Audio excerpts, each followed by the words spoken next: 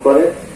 আর বজ্রটা সবচেয়ে হলে বজ্রটা যার যার বজ্র আপনি পৌরসভার যারা কর্মকর্তা আছেন তাদেরকে অনুরোধ করব যে যারা সার্ভিস আছে দিচ্ছে তারা যেন সময় মতো যে সময় নির্ধারণ করা আছে মনে হয় নির্ধারণ করার মতো ওই বজ্রগুলা আপনার বাসার থেকে যেন নিয়ে আসে এবং ব্লিচিং পাউডার আছে পৌরসভা থেকে আপনারা চেয়ে নেবেন।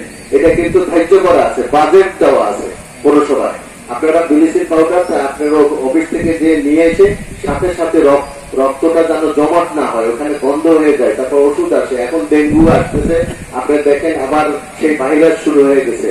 আপনারা সেইভাবে করোনার থেকে উত্তীর্ণ হওয়ার জন্য আগের মতো মাস্ক পরেন বা নিজেরা নিজেদেরকে সংরক্ষণ করার জন্য অনুরোধ করব। আর কি আমি আমার প্রিয় মোংলাবাসীর কাছে অনুরোধ করব যে মোংলার সবকিছু এই পৌরসভার উন্নয়নটা আপনাদের, এটা ধরার রক্ষণাবেক্ষণার দায়িত্ব আপনাদের।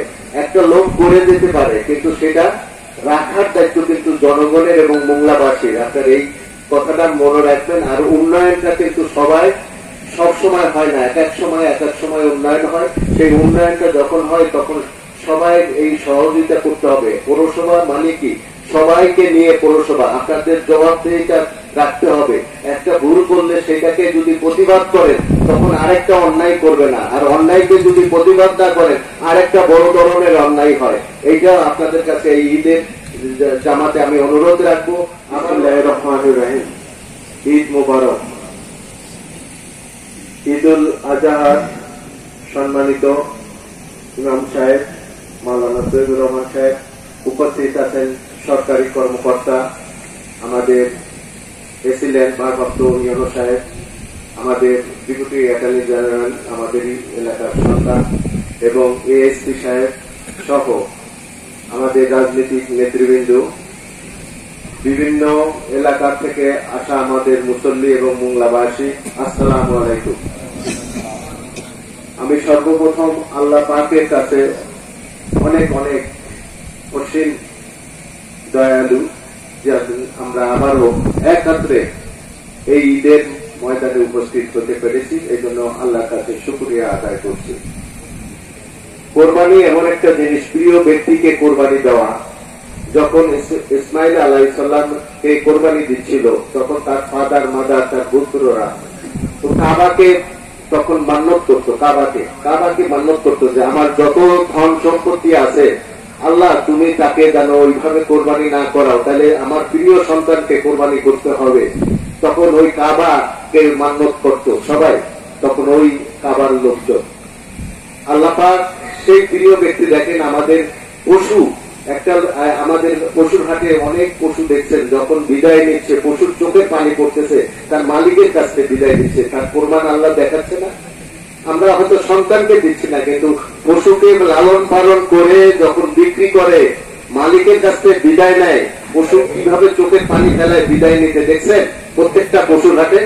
তা আল্লাহ পাকের ইশারা তো ওইখানেই প্রমাণ হয়ে যাচ্ছে যে প্রিয় ব্যক্তিকে আমি কোরবানি দিচ্ছি। আল্লাহ পাক আমরাও 2-3 দিনের জন্য ক্রয় করি, হয়তো আমরা এটা বেশি দিন ক্রয় করলে আমাদের ওরকম অনুভব হতো, পশুকে কোরবানি দিতে কষ্ট হতো এবং ছেলে মেয়েরাও তখন চোখের পানি ফেলতো, আমাদেরও চোখের পানি ফেলতে হতো।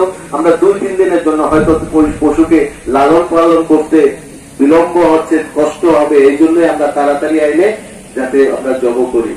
যাক, আল্লাহ পাক মোংলাবাসীকে আমি অনেক অনেক অনুরোধ, পুরবাসীকে আমি শুভেচ্ছা জানাচ্ছি, যেন ভেদাভেদ রক্ষা করে সবাই যেন ঈদ পালন করে।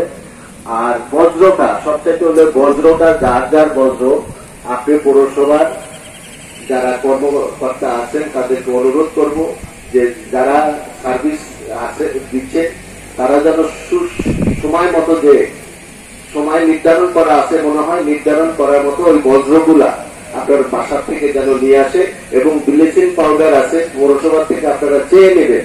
এটা কিন্তু ধার্য করা আছে, বাজেট দেওয়া আছে পৌরসভায়।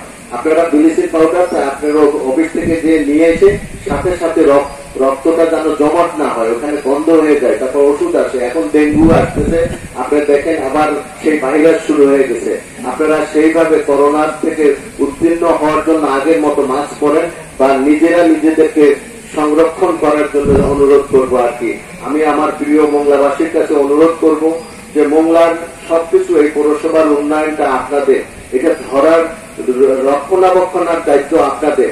একটা লোক করে যেতে পারে, কিন্তু সেটা রাখার দায়িত্ব কিন্তু জনগণের এবং মোংলাবাসীর। আপনার এই কথাটা মনে রাখবেন। আর উন্নয়নটা কিন্তু সবাই সব সময় হয় না, এক এক সময় উন্নয়ন হয়। সেই উন্নয়নটা যখন হয় তখন সবাই এই সহযোগিতা করতে হবে। পৌরসভা মানে কি, সবাইকে নিয়ে পৌরসভা। আপনাদের জবাবদিহিতা রাখতে হবে। একটা ভুল করলে সেটাকে যদি প্রতিবাদ করেন তখন আরেকটা অন্যায় করবে না, আর অন্যায়কে যদি প্রতিবাদ না করেন আরেকটা বড় ধরনের অন্যায় হয়। এইটা আপনাদের কাছে এই ঈদের জামাতে আমি অনুরোধ রাখবো। আবারও আমি সবাইকে ঈদ মোবারক দিয়ে শেষ করছি, শুভেচ্ছা রাখছি। সবাই পরিবার নিয়ে মোংলাবাসী নিয়ে সুন্দর মতো ঈদ করুন। খোদা হাফেজ। বাংলাদেশ জিন্দাবাদ, বাংলাদেশ জাতীয়তাবাদী দল জিন্দাবাদ। ঈদগাহ থেকে সবাইকে আসসালামু আলাইকুম।